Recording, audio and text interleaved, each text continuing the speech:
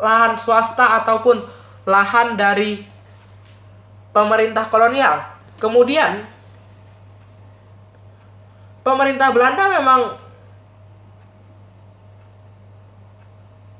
memberikan bantuan sarana dan prasarana irigasi. Tetapi lagi-lagi hal ini bukan menjadi tujuan dan fokus dari rakyat. Kemudian berikutnya,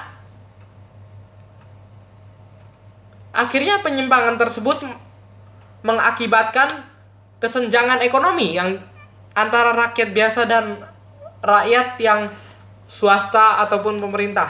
Selanjutnya di bidang emigrasi pun sama. Pemerintah Belanda iya sih memang membangun permukiman-permukiman dan niatnya sih baik untuk memindahkan rakyat untuk supaya pemerataan penduduk, tetapi pada akhirnya rakyat malah ditempatkan di lahan-lahan pertanian milik tuan tanah sebagai tenaga kerja dengan alasan kurang tenaga kerja, dan lebih menyakitkan, tenaga kerja tersebut dibayar dengan upah yang rendah. Nah, di bidang edukasi, walaupun paling banyak dampak positifnya, walaupun sih nggak seberapa sih dampak positifnya, di bidang ini juga masih terdapat diskriminasi. Apa buktinya? Buktinya saja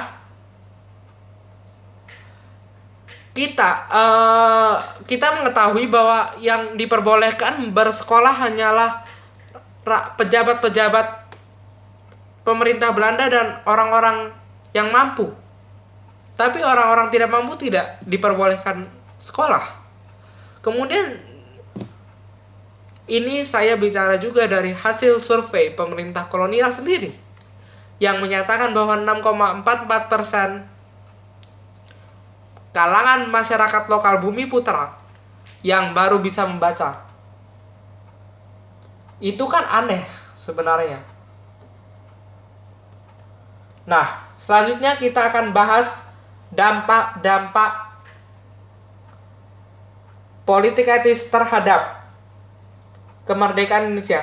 Seperti yang saya sempat singgung, bahwa dengan adanya politik etis, maka kesadaran nasional mulai terbentuk.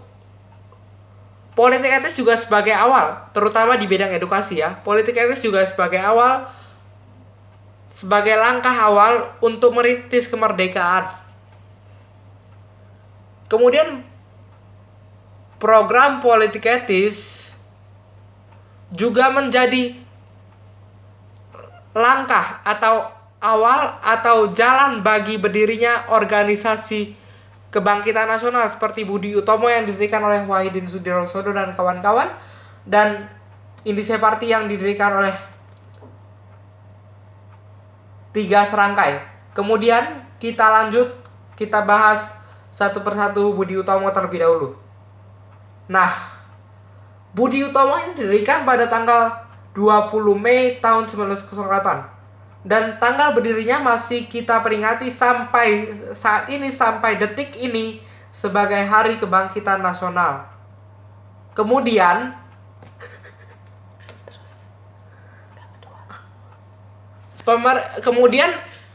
organisasi ini kita tahu didirikan oleh Dr. Wahidin Sudirohusodo, Dr.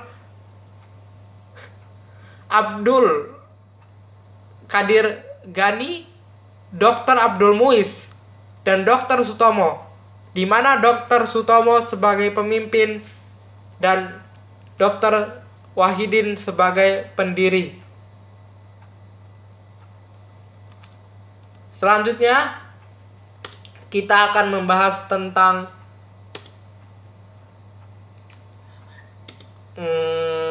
Indonesia Party. Nah, ini dia.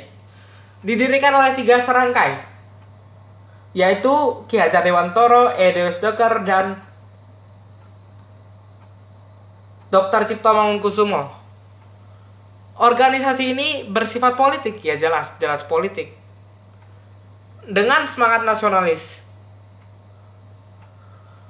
Tujuan dari organisasi ini tentu tujuannya untuk membangun rasa patriotisme di kalangan rakyat dan mewujudkan cita-cita rakyat yang merdeka.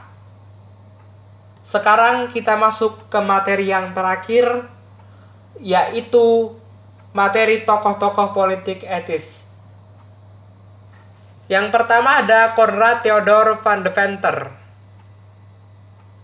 Beliau lahir di Belanda pada tahun 1857 dan wafat pada tahun 1915. Beliau juga merupakan seorang ahli hukum yang berkebangsaan Belanda. Beliaulah yang menjadi pencetus dari politik etis ini melalui tulisannya di ENS Kult yang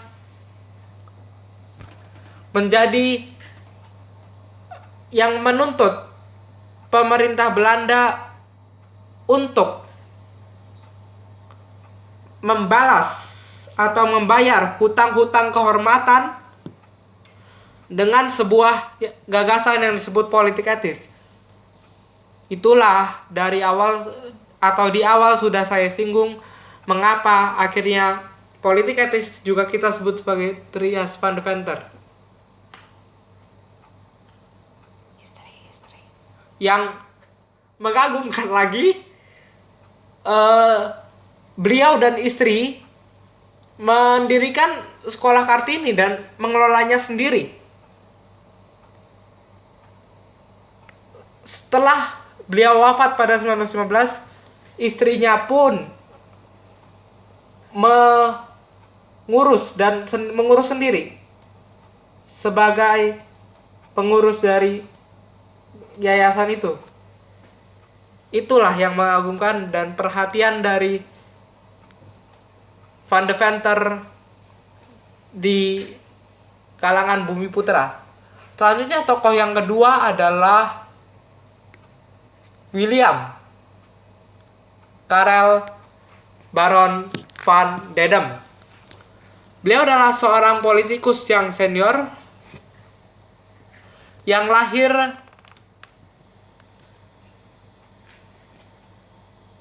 di Belanda pada tanggal 6 Juli tahun 1839. Dan ia wafat pada tanggal 2 April tahun 1895. Beliau adalah seperti yang saya sebut sebelumnya, beliau adalah politikus senior yang meniti karir dari bawah.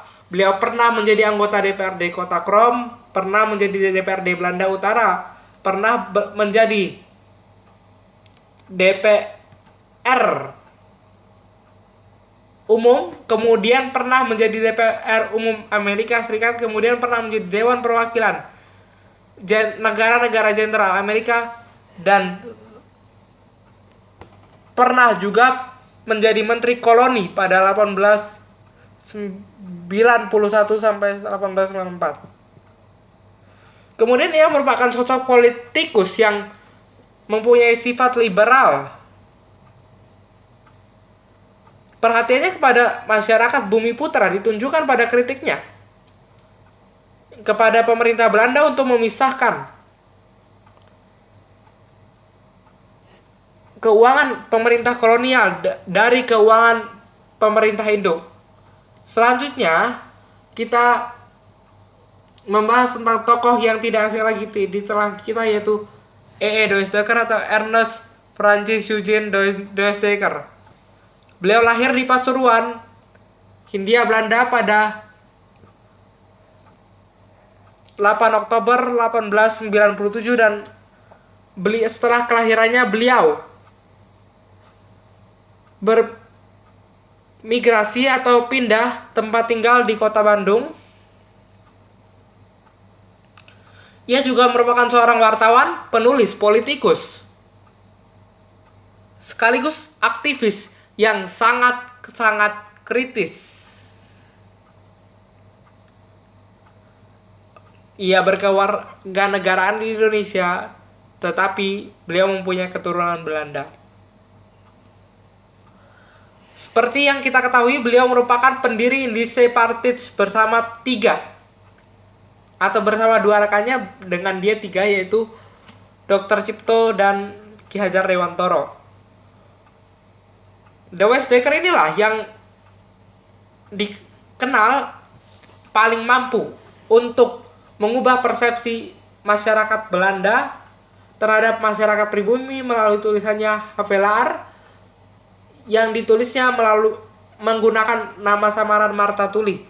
Kemudian yang keempat, kita akan membahas tentang Hendrik Hubertus van Col.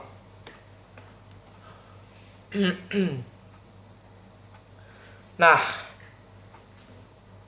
Hendrik Hubertus van Col ini, atau biasa kita kenal sebagai Hendrik van Col, adalah seorang politisi dari SDAP atau Partai Sosialis Belanda yang lahir di Eindhoven, Belanda pada tanggal 23 Mei tahun 1852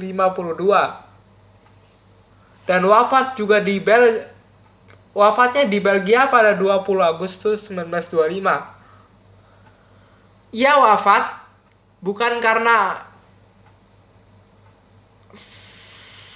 apa-apa, atau ia wafat karena ia jatuh dan pada akhirnya mengalami retak tulang rusuk dan yang berimbas pada pendarahan internal. Kemudian ia merupakan anggota parlemen dari partai tentu yang beliau anggotanya, ya, SDAP. Beliau juga pernah menjadi juru bicara pemerintah kolonial yang bersifat internasional atau berorientasi internasional selama awal-awal berdirinya SDAP. Kemudian ia juga pernah menulis buku tentang perjalanannya ke Indonesia, yaitu ke Bali dan 3 kali ke Pulau Sumatera pada tahun 1914. Beliau banyak bercerita dan hebatnya beliau berani untuk mengatakan atau mengkritik secara terbuka pemerintah Belanda. Selanjutnya adalah, atau yang terakhir, ini terakhir, Peter Broskov. Ya, saya bilang terakhir karena materinya banyak banget.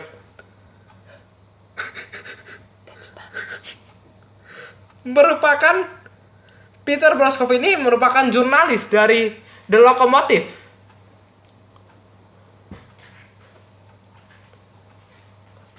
Yang sangat kritis terhadap pemerintah kolonial. Kemudian ia selalu bersikap kritis, dan yang paling kritis, seperti yang saya katakan, kritis memang beliau. Dan yang paling kritis, beliau pernah mengatakan bahwa pemerintah Belanda mengambil uang rakyat dan tidak mengembalikannya selama 1 abad dan tidak pernah dikembalikan. Nah, itulah saja materi-materi kali ini. Sekian dari saya. Terima kasih dan jangan bosan-bosan. Materinya memang banyak, tapi ini sangat berguna untuk kita mengenal sejarah negara kita ini. Terima kasih Bapak. Bahagia selalu, Tuhan memberkati. Amin.